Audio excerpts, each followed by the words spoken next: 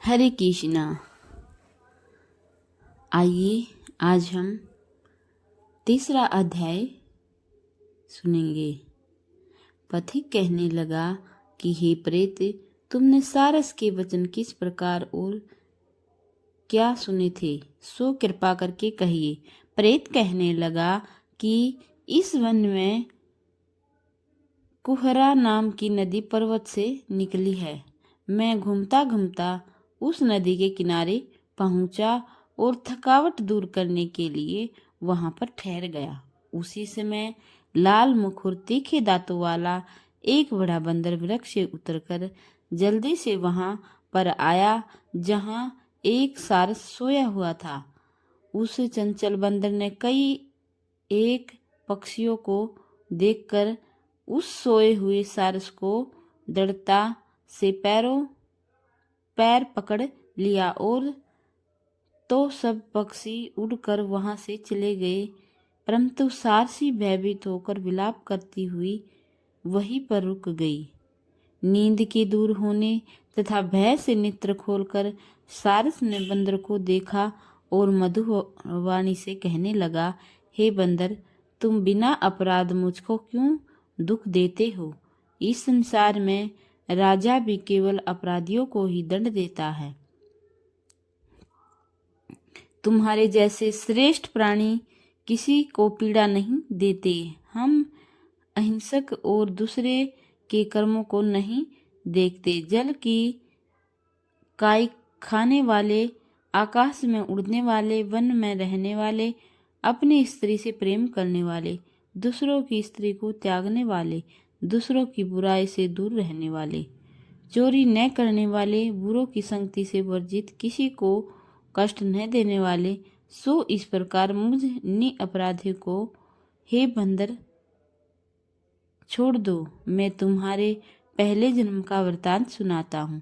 यह वचन सुनकर वह बंदर उसको छोड़कर दूर बैठ गया और कहने लगा, तुम मेरे पूर्व जन्म के वृतांत को कैसे जानते हो? तुम अज्ञानी पक्षी हो, मैं वन में घूमने वाला हूँ। सारस कहने लगा कि मैं अपनी जाति की समर्थी के बल से तुम्हारे पूर्व जन्म का सब वृतांत सुनाता हूँ। तुम पूर्व जन्म में विंध्य पर्वत के राजा थे और मैं तुम्हारे कुल का पूज्य पुरोहित था। तुम राजा होकर अपनी प्रजा को पीड़ा दिया करते थे। विवेकहीन तुमने बहुत सा धन इकट्ठा किया, सो वानर प्रजा की पीड़न रूपी अग्नि की ज्वाला से तुम पहले ही तप चुके हो। पहले तुम कभी पाक नरक में गिराए गए।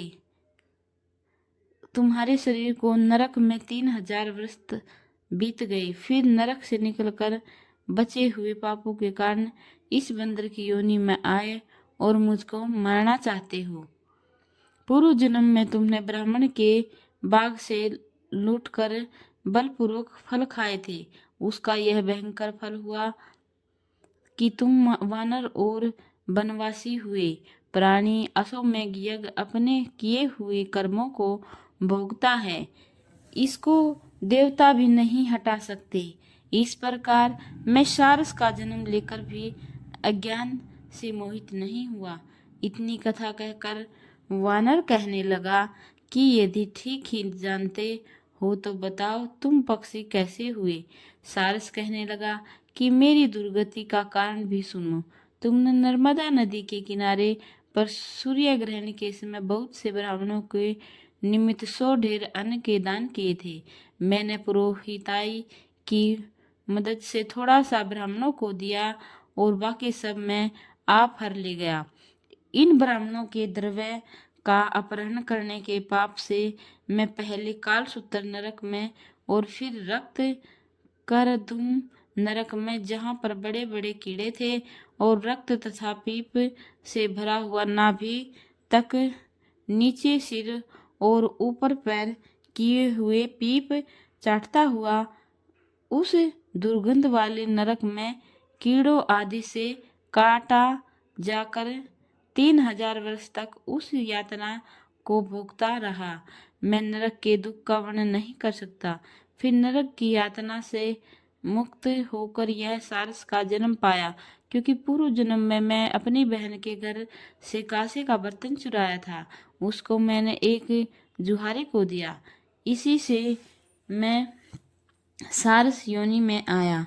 यह मेरी स्त्री पिछले जन्म में ब्राह्मणी थी। इसने भी कांसे की चोरी की थी। इसी से यह मेरी स्त्री और सारसी हुई है। यह सब मैंने तुमसे कर्म फल कहा है। अब भविष्य की बात भी सुनो। अब मैं तुम और यह मेरी स्त्री भी हंस होंगे और काम रूप देश में सुख से निवास करेंगे। फिर इसके पश्चात गौर योनि में और फिर जाकर दुर्लभ मनुष्य योनि को प्राप्त होंगे। इसमें मनुष्य पाप और पुण्य दोनों ही कर सकता है। इस प्रकार शिव की माया से सारा जगत मोह को प्राप्त होता है।